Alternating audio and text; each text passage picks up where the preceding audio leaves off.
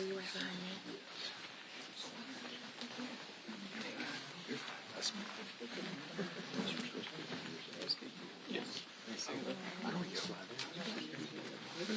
I don't know. Who's talking? You're going to go next,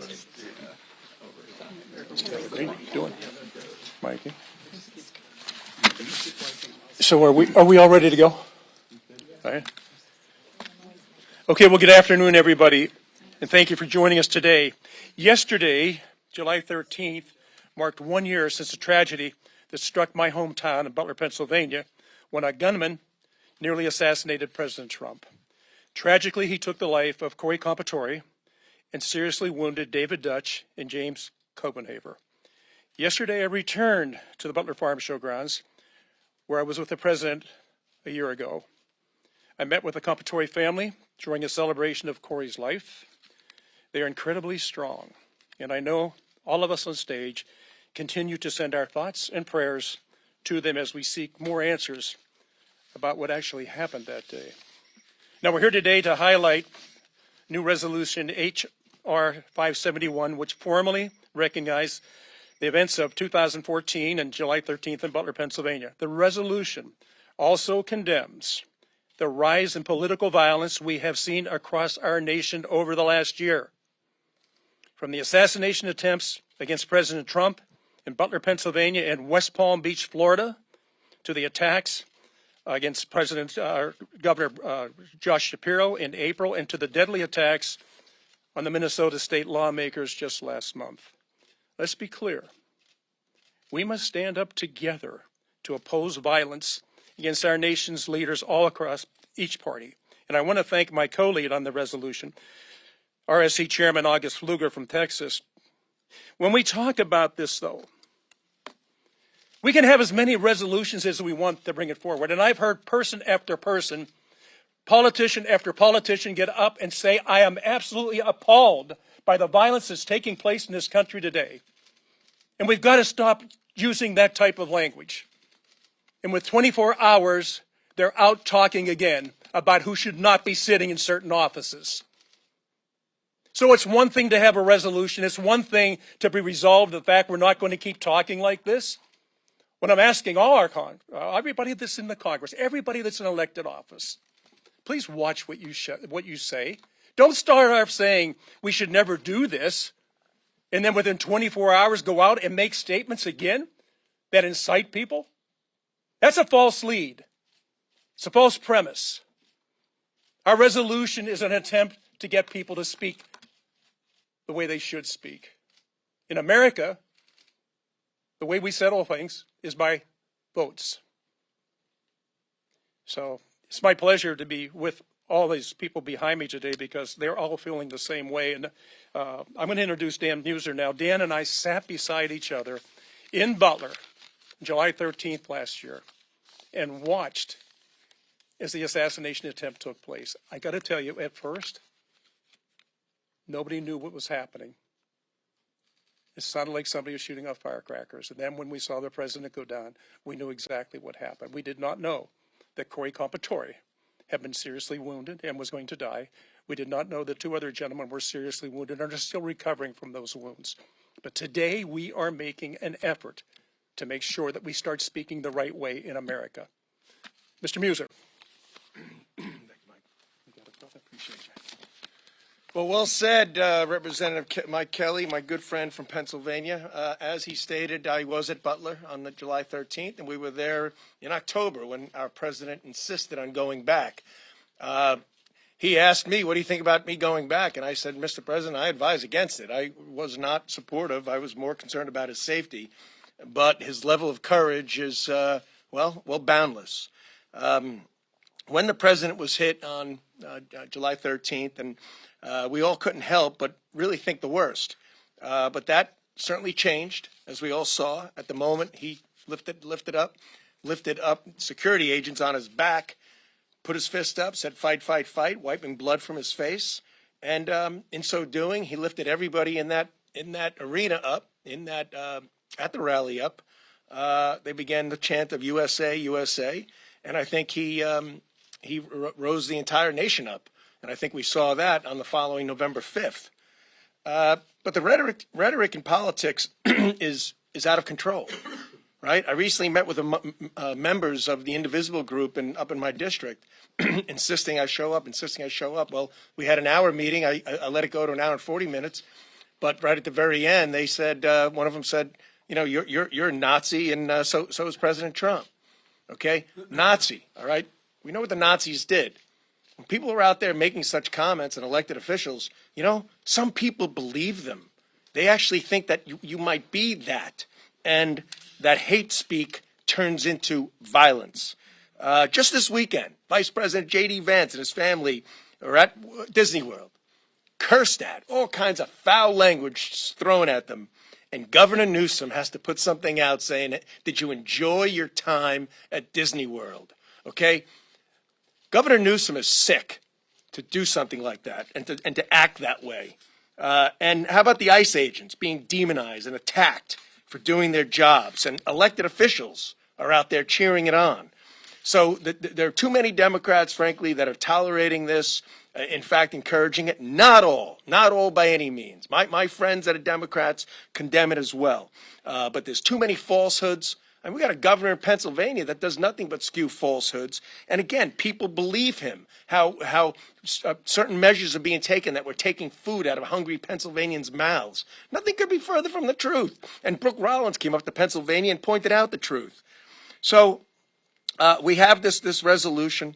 It's about hate speech, because hate speech leads to violence. It's dangerous. We also are seeing a high level of a surge in anti-Semitic rhetoric. I mean, for crying out loud, I put out a post recently on Facebook, something positive about Israel. I literally got hundreds of basically threats and all kinds of other hate messages. So, look, we're not going to stop it all, but this resolution is about calling for an end to hateful rhetoric. It is about a resolution that solemnly making, answering or recognizing the one-year anniversary of the attack on President Donald J. Trump. It honors Corey Comperatore, who died shielding his family, and David Dutch and James Comperatore, who are injured. And it also brings out the governor I just mentioned, Josh Shapiro, and some others that had we had our governor residence attacked. Okay, all of these things need to be condemned, and that's what this resolution is about. And I just applaud my good friend August Pfluger and my great friend Mike Kelly for setting all this up. Thank you very much. Now I have the pleasure of introducing Congresswoman Laurel Lee from the great state of Florida.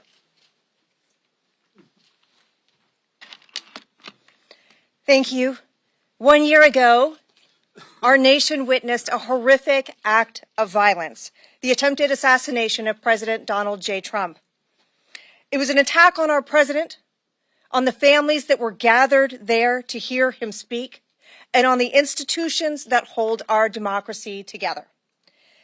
As a member of the bipartisan task force on the assassination attempt, I joined my colleagues to ask the hard questions. How did this happen, and what can we do to make sure that it never happens again?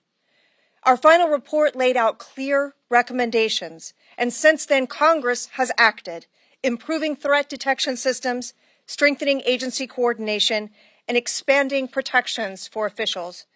The Secret Service has also responded by updating its threat modeling and improving interagency protocols. But important questions remain, and so does our responsibility. I want to thank Chairman Kelly and Chairman Pfluger for introducing the resolution. It rightly honors the bravery of those who responded. It remembers Corey Comperatore, who gave his life to protect his family, and uplifts the heroism that saved others. But this resolution is more than a remembrance. It is a call to action. Threats and attacks, whether against the president, a judge, a member of Congress, or ICE agents, are unacceptable. And to those who would commit these types of acts of violence, know this: the full force of federal law enforcement will find you, will stop you, and will hold you accountable under law. Political violence has no place in America, and we must do everything in our power together to ensure that it never happens again. It is my pleasure to introduce my friend and colleague from the state of Texas, Representative Brandon Gill. Thank you, Laurel, and thank you all for being here. It was just a year ago yesterday that President Trump was in a rural Pennsylvania field, bucolic area, beautiful part of this country, when a deranged gunman tried to murder him. At the time, there were thousands of his supporters in the field looking for a message of hope from the president, a message that the forgotten Americans in this country will no longer be forgotten, that the people who have been ravaged by globalism and mass migration and fentanyl will have a champion in Washington. And meanwhile, leftists on the other side of the aisle were slandering that same then presidential candidate, saying that he is a threat to democracy, that he's a wannabe dictator, that he is literally Hitler, in their words. And some people on their side of the aisle take those words at face value, and they tried to assassinate him. Political violence has absolutely no place in this country, but unfortunately, this kind of rhetoric has continued. We hear our colleagues on the other side of the aisle demonizing the brave men and women who serve in ICE and in immigration facilities, saying that what they are doing is similar to the secret police, that they are being compared to the Gestapo. This is rhetoric that is not only deranged and wrong, but it has no place in a functioning democratic system. So we on this side of the aisle, and we hope that others will join us, reject this rhetoric. We reject political violence in all its forms. And we pray for this country and for its leaders and for our president, for their safety and for their well-being. So with that said, thank you all for being here. And I'd like to introduce the great Representative Marjorie Taylor Greene from Georgia. Thank you. Thank you for being here, and I'm grateful to stand up here with my colleagues. We've all joined together to denounce hate speech, political hate speech that has deadly consequences. A year ago, the world was outraged after they saw President Trump shot at the rally in Butler, Pennsylvania, and we still mourn the life of Comperatore and pray for his family as well as the other victims that were shot. However, this is just another type of violence that goes on and on and on, whether it's state legislators in Minnesota, Governor Shapiro in Pennsylvania, or even me being one of the biggest targets of death threats in Congress, as well as my colleagues standing here with me. I'll receive them. This is a very serious situation, and it happens in many ways. It happens in the headlines. It happens in news clips. It happens in social media posts. It happens in campaign literature and emails. And it happens in rhetoric going across the aisle between Republicans and Democrats. There is no place for political violence. And the people that suffer the most are people like Comperatore and his family. It's also a major strain on our Capitol Police. And if you talk to Capitol Police, I encourage you, press, to talk to them. They are dealing with a massive amount of death threats for members of Congress, and they have limited resources. We would love to see their resources used here at the Capitol for visitors and safety for everyone. However, they are constantly having to investigate death threats that come for me and other members of Congress. Over the break, I spent time talking with the FBI about someone that delivered a syringe in my mailbox, and talked with them about other cases. And there's been multiple people convicted for pleading guilty to planning to kill me. But this goes across the aisle on both ways, and I think I'm really grateful to be standing here with my colleagues that are saying enough of this. And I'd also, I can't go without saying that God saved President Trump's life.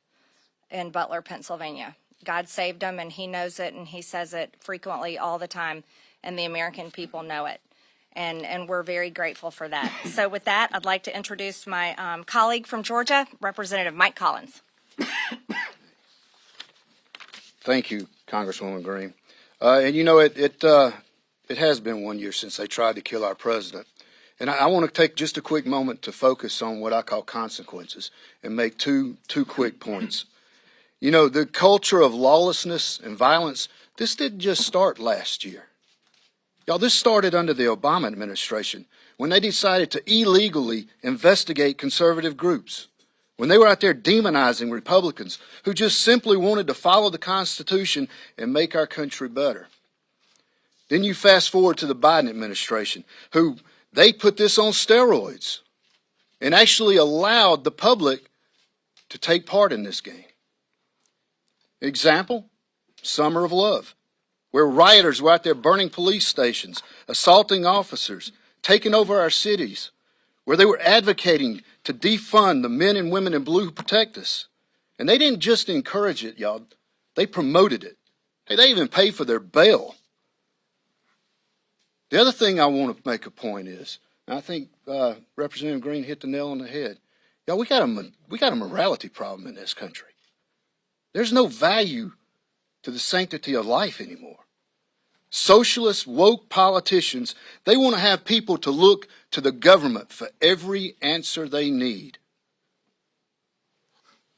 That's not what we don't look to the government. We're supposed to look towards God for our answers. What happened in Butler? That's an example of the consequences of this Democrat rhetoric. Well, you know what? I thank the good Lord for protecting President Trump. And I pray that we get back to the foundations of our country. With that, I'd like to call up Max Miller from the great state of Ohio. Thank you. Thanks. It's great to be with all of you this afternoon. On Saturday, I woke up, and the first thing that I did is I called President Trump. Because I remember on that day just a year ago, I had called him that morning for a discussion right before he went to that rally, and it was very sobering for me. And he said, hey, Maxie, how's it going? I said, going well, Mr. President. He just said, can I help you? I just said, no. I said, thank you. Thank you for fighting, and thank you for being here, because on that day, that could have altered the trajectory of this entire country of where we are. President Trump is our 47th president. If that gentleman would have been successful, I don't know where we would have been today.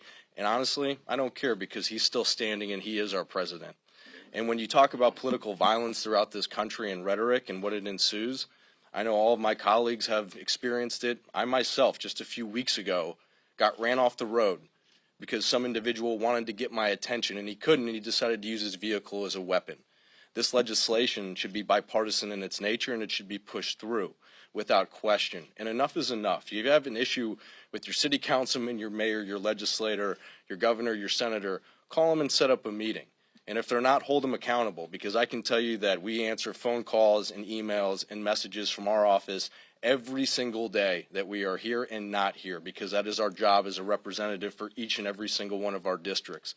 But what should not be forgotten is what could have happened on that day and where we would have been. And thank God President Trump is here. Thank God he is addressing political violence. But I'm sick of it. I myself have experienced it. My family has now been put, right in harm's way. And enough is enough. And it's not just on members of Congress. It's also on our constituents with decorum and just to behave with respect. Yes, we do set an example for the American people to see. But it's not just on us to carry out that example. It's for everyone within our districts who is a loving father, mother, brother, sister, grandmother, grandfather, you name it, cousin, uncle. It is on all of us as a community to come together and just put your weapons down and say enough is enough and just politely disagree over political rhetoric, because I can tell you one thing. It wasn't worth it for that gentleman who tried to take out President Trump, and it wasn't worth it for that gentleman who tried to run me off the road. Consequences have actions, and you will see swift action being taken against anybody who harms any publicly elected official or any constituent. So thank you very much. It's my honor to introduce a great Texan, Roger Williams. 1 year ago, as we've talked about, a violent and deranged terrorist set out to change the course of American history by attempting to assassinate President Trump. God spared his life for a reason. Moments after bullets intended to kill him miraculously grazed his ear, President Trump stood in command of the American people to fight, fight, fight. A renewed spirit of American strength and determination was unleashed that day. Now more than ever, we must work to uphold the values that this country is built on as we usher in the golden age of national security, economic prosperity, transparency, and peace through strength. President Trump has put everything on the line. He's put his name, his freedom, his legacy, because he believes in America. He works tirelessly every single day to put the American people first. Let me be clear, political violence, as we've talked about, has no place in our country. Evil will not prevail. We are one nation under God. And let us honor the victims that fateful day by restoring an American legacy that future generations are proud of. Now, in my lifetime, there's three things that come to mind as I stood up here. I was one of the last people to shake the hands of John Kennedy on November 22nd, 1963, as a 15-year-old. I shook his hand at 10:46 in the morning. At 12:46, he was assassinated. I remember that like it was yesterday. Rhetoric brought that to be. I also remember the baseball shooting. Some of you may remember that. Many of us, our lives were changed that day because of rhetoric. And I remember that day everybody wanted to pray for us and offer thanks or offer their prayers. But it wasn't 24 hours later, and Mike, you touched on this. 24 hours later, we were back to where enemies were enemies. And I remember my daughters, two daughters, went to the mailbox several months ago now, and opened up two letters, each one addressed to them, and had urine, blood, and feces in the envelopes, and it said, "This will be on your father's tombstone." That's tough stuff. It's got to stop. Mike Kelly, Pfluger, and the rest of us believe now is the time to make that happen. So let's keep America great. Let's again pray for President Trump, pray for his safety, and all my colleagues' safety. In God we trust. Thank you, Mike and August, for having this event today to just remind us all that, despite what happened a year ago to President Trump, and I believe that the Lord spared President Trump's life in that field there in Butler, Pennsylvania, but in spite of that, he remained in the presidential race. He carried on because of his love for our country and the encouragement of the American people. Sadly, we have reached a point in political discourse in this country where President Trump and every politician must have the courage to speak our political beliefs while knowing that at any point our lives can be in danger, just like we saw in Minnesota, just like Congressman Miller mentioned. I too was met on an airplane, met by the police because there was a deranged man who was a former San Francisco police officer that was in Fort Wayne, Indiana, looking for me. And I know that every one of us probably have a story similar to that. And I remember Congressman Kelly back in 2010 during the Tea Party election. Passions were high, but we didn't see the hate speech and the political violence that we see today. We have got to stop it on both sides. In fact, I know every one of us up here would always condemn anybody on our side of the aisle that was performing a political any political violence, any sort of hate speech, because we will not tolerate it from either side of the aisle. And I believe that the left needs to do the same thing, that they need to condemn political violence. They need to condemn hate speech just as much as what we do. But to them, their side continues to behave differently. And heaven forbid that it happens from either side. But we continue to see it coming from the left side of the aisle. But I tell you what, as Americans, we have a great opportunity as we elect our leaders. We need to continue to make sure that we as leaders are responsible in our rhetoric. But I just appreciate President Trump standing up, even though he was almost killed that day, that he continued to fight for Americans and standing for not only our democracy, but for our Constitution and our great republic. So, Mike, thank you for leading this today, and I'll turn it back over to you. Thank you. So you've heard from us. I want to share something with you that has nothing to do with a political entity. I was at a celebration of life with the Comperatore family yesterday. Just for a moment, step out of whom you are and think about them. On the morning, Corey, his wife Helen, his two daughters were so excited to be able to travel a short distance to the Butler Farm Show to see President Trump speak. This was Corey's idol. This was Helen's idol. This was the girls' idol. They just couldn't wait to get to Butler to see President Trump. The four of them get in their car. They make their way over. It's like 97 degrees that day, okay? So it's not pleasant. It's a warm day. And what was even warmer was the crowd that was there to greet our president. And what I want you to think about, especially of those of you who've lost somebody, a father, a mother, two daughters, go to an event. It's not supposed to be an event about anger. It's not about an event anything other than they're going to see their favorite president. They actually were not sitting in the seats that they were assigned. There was an opening at the top that they went up to. Shots rang out. Corey Comperatore's first reaction was to get his wife and his daughters down so he could be over the top of them. What they didn't realize was that Corey had already been shot. That day is a day that lives in their memories. It's in their sleep. It's in their waking hours. This has nothing to do with politics. This has to do with life. And I think we've become too casual about what life is and what life isn't. If every single life is precious, then we should not be having this discussion today. But I want you to think about that family leaving their home, a volunteer fireman who spent his whole life running to danger to save others, who took his wife and daughters to an event to see somebody who they really liked and they wanted to listen to. 4 people in a car drive to the Butler Farm Show grounds. That evening,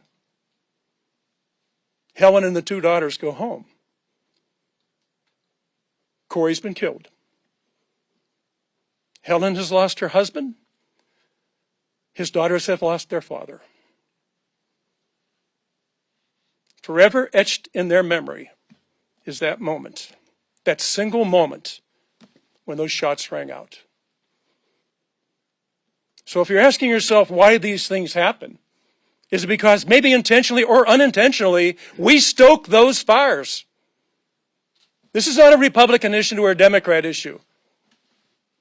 This is an issue actually just about human being to human being. Do we respect life? Do we respect other people? And what is it that we're trying to accomplish? Isn't it amazing that we have to have a resolution in the Congress of the United States to condemn that type of action? What happened to the Comperatores is horrible. And when I was with Helen yesterday, for her, it's the same day over and over and over again. For Allison and Kaylee, it's the same thing for them over and over and over again. Look, the way we speak, the way we act, the way we insinuate things, that'll continue. We can pass resolution after resolution. We can go to church on Sunday and abhor what's taking place, and we leave that church and we go out and we practice what we just condemned in our churches. I would say that the illness has far deeper roots than we know. We're going to pass this resolution. And we're going to think that in some way we were able to change the way people think and the way people act. I would just ask you all, as you live your lives, think about it. Think about it. Some of these things are said casually. Some of these things are said to get a reaction. The members behind me, the people in our Congress, the people in our homes, expect nothing less than for us to act respectful to each other and always honor life. So with that, I'm going to close. I don't know. He's not there. So we can take some questions? Okay. Danny and I sat beside each other. By the way, there was another person who, and I think I told you about, Mark Fogel's mother was with me, and she just wanted to meet the president. And when she talked to the president, we were standing together, and she said, "Mr. President, please, please bring my son home. I miss my son. I'm staying alive so I can see him." The president told her, "Miss Fogel, I get elected, your son will be home. Mark Fogel is now home with his family. I would ask all of us to please, let's honor life in every single way. So if there's questions, please, and we're all open to listen to anything. And if you all want to say anything, I want you to say stuff. I think they were all magnificent what you said. It is about life. It is about life, and much more strongly, this political talk has got to stop. Let's talk about the value of the pieces of legislation, how we value it. If we don't like the legislation, we can solve this with a vote, right? Is it there a vote yes or a vote no? It's not that complicated. I don't know why life has become so complicated. So please, anybody that wants to ask a question, please. Yes, ma'am. Thank you for the question. Some members have said that this assassination attempt a year ago kind of shone light on issues with lawmaker safety and have called for more protection for members of Congress as well as for the president. Do you think that there's anything that needs to be done in the immediate future on this, and does that include more funding for member security or anything else like that? Yeah, I think probably all of the above, but I don't care how much funding we put into it. I don't care how much protection we have. There's always going to be a danger. I don't know if any other members want to speak on this, but I don't see that the resolution, it is what we feel in our hearts and what we think needs to be said. And I wish that an overwhelming vote in favor of that resolution would solve the problem. I would hope that it goes deeper than that and it strikes a chord with people. Yeah. So I don't know how much we could fund it. Yes. Yeah. Come on. Yeah, I think it has become an extremely serious issue. I've been swatted dozens of times. My family has been swatted many times themselves individually. I hold some of the highest amount of death threats of members of Congress. And there was a man working in the Voices of America just arrested and will be prosecuted by the Department of Justice for making death threats to me through the studio and Voices of America. And that's just another one on top of countless others. The Capitol Police don't have enough resources, and all of my colleagues here can tell you all of their personal stories of death threats they've dealt with. And I think we do need protection, and we don't have any. And that's something difficult. Many of us have to pay for it ourselves, or pay for it through our campaigns, and it needs to stop. And I've had there's multiple people that have been convicted and served time in prison for pleading guilty to planning to kill me, but I'm just one of 435 and it happens to all of us. So I do think that's serious. Thank you for asking that. Good. Olivia. Do you want the IRA, like members' IRAs, to be able to help pay for security? Institutionally, our U.S. Capitol Police, as a Sergeant of Arms, able to handle this new change of influx of threats? I was just speaking for myself, but many of my colleagues can probably answer this question, especially if they serve on appropriation or leadership. But I don't think they have enough resources right now, and I think they are limited. But I'm sure leadership and discussions will come up with ways to hopefully fund that and fund members of Congress that do need protection. Yep. Yes. What? Well, did you have a second part to your question? Yeah. Just another question more broadly. Sure. One, I'm sorry about the threats that you go through. People don't deserve to go through that. When the shooting of the president happened last year, there was calls for rhetoric to be dialed down. I think that we're in a cycle of partisan politics where threats just seem to keep escalating, and rhetoric might dip down, but then it gets brought back up. And you were saying this is not a Democrat or Republican issue. So I guess one is, condemning, but the other is also a commitment to dialing down the rhetoric. And I was wondering if the members on stage would raise their hands if they're committed to also trying to dial back that rhetoric. Okay. Showing hands. I mean, is everybody in favor? Yeah. I mean, it's. I'll just say something because I think some of us haven't been here this long, but my freshman year, I just want to say thank you to these guys for the resolution. Thank you to everyone. And we all get death threats. I got a ton of them more in my first term, which was one of the really striking things that we did in our freshman year after orientation. We did a bipartisan commitment to civility that was led by our now speaker, Mike Johnson, and all the Republicans and all but 3 Democrats signed it. And we really worked and strove to really bring down the rhetoric. And that all came to a crashing halt in 2018. And I'll let you figure out why that happened. But it was really a great, I think we should do it again. I think Democrats and Republicans should join together and really try to talk about why, tell the truth to people out there and get them to calm down and realize that we're working together. This is the nature of our system. And I think it's unfortunate that so many people don't understand. We want robust debate, but, the violence is just not acceptable. And I think everyone is, I have Democratic friends who feel the same way. And I think a lot of people would like to join in that. Yeah. And this resolution is the start to that. How about one of their slogans, Republicans are killing older Americans? I mean, who in the world thinks that that's okay? And yet, walk down the street, walk from the Capitol to the Cannon Building tomorrow, you'll see it. And I see it throughout my district. The Indivisibles carry it. The Democrat opponents carry it. Is there a role for Congress to play in providing more information on the possible motive of the gunman at Butler? And Miss Laura Lee was on the task force with me also. I don't know that we ever got the answers that we needed to get out of the federal agencies. Some of you may remember the second attempt that took place in Florida. Other than showing this man being arrested, we've heard nothing more about him. Everything shut down after that. Look, I don't want to get into that part because I would love to do another session on that where you could hear the members that were on there. I have definite feelings about it. I was there that day. My wife was there that day. One of my sons was there that day. And 3 of my grandchildren were there that day. So it isn't just something they heard about on TV or somebody talking. They were actually there for it. And so there's people that can't go back onto those grounds. There's people who have trouble sleeping. All these different things happen. So I don't know that there's enough money in the world to change some of the way people think. I wish it were that way. We face something. We're going to have a resolution. And we can pass resolution after resolution after resolution. I will let you be the judge of that when you talk among yourselves. How is your speech? And I think each American should ask that. And if you're truly thinking the way our country was formed and why it was the way it is, and then try to figure out what happened today. I have no idea why it's happened. Yes, sir.